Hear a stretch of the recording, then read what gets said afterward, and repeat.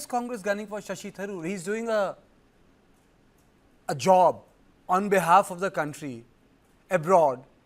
And then you have former MP speaking, and then he's being endorsed by someone as senior who heads one of the communication departments of the Congress party.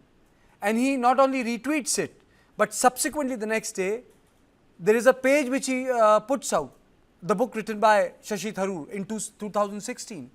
Why is this happening?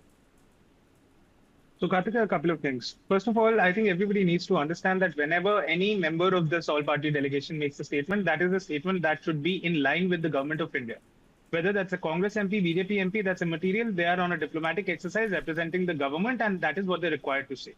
Sadly, the problem is that when the opposition parties in India are holding to account the government of the day as they must and as they should, the BJP is trying to, sort of use the statements from Congress leaders abroad saying, see, you have Shashi Tharoor contradicting your stand.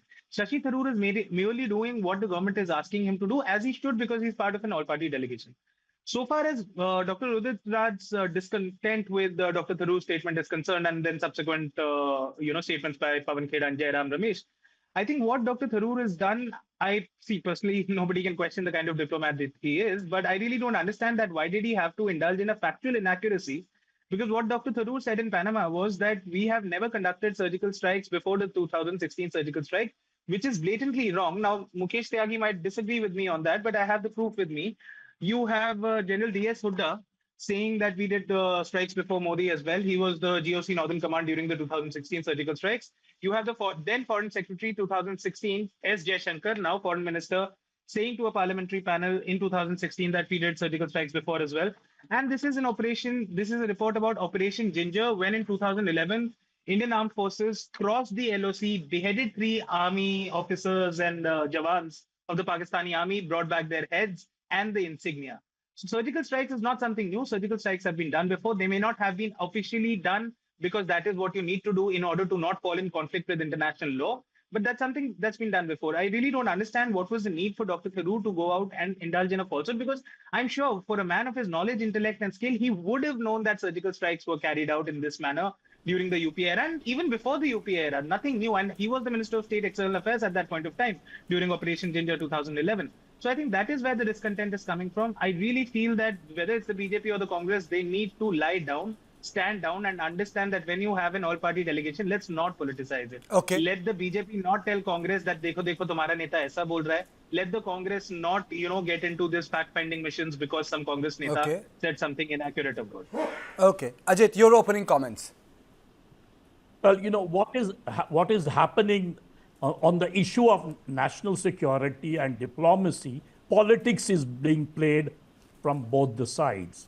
I mean, this whole controversy is not so much of what Shashi Tharoor said there and Udit Raj contradicting him. The whole thing is over Shashi Tharoor's position in the Congress party. Right from the time when he, challenged the Congress president, right from that time, you must have seen that there has been a sort of what I would call deep factionalism in Congress party, especially in the Kerala unit. And that is what is surfacing right now, because Shashi Tharoor is in this peculiar position. If he resigns, then he loses his MPship. If the Congress kicks him out, only then can he join the BJP. But, he's of course doing a wonderful job as a spokesman, as a diplomat. But then there is politics right there. And that is what is making the entire picture kind of very uncomfortable, more for the Congress party than the BJP.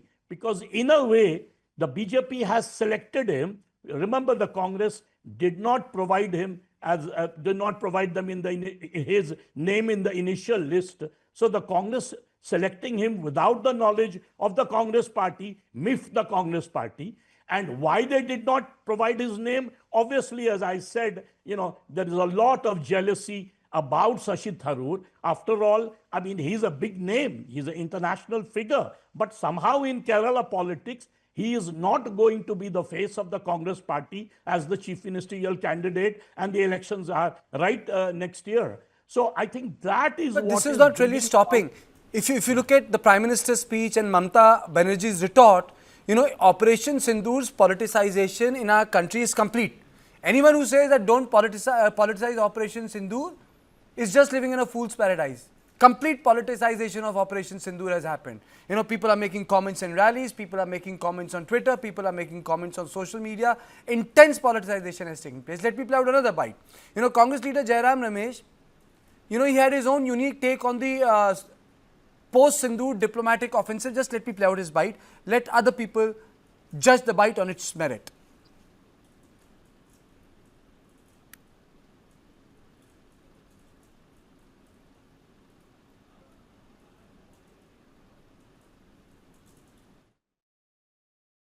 जो पहलगाम के आतंकवादी हैं उन्होंने 4 आतंकी हमले कराए हैं 18 महीने में। आज वहां यहां वहां घूम रहे हैं, हमारे सांसद भी यहां वहां घूम रहे हैं और आतंकवादी भी यहां वहां घूम रहे हैं।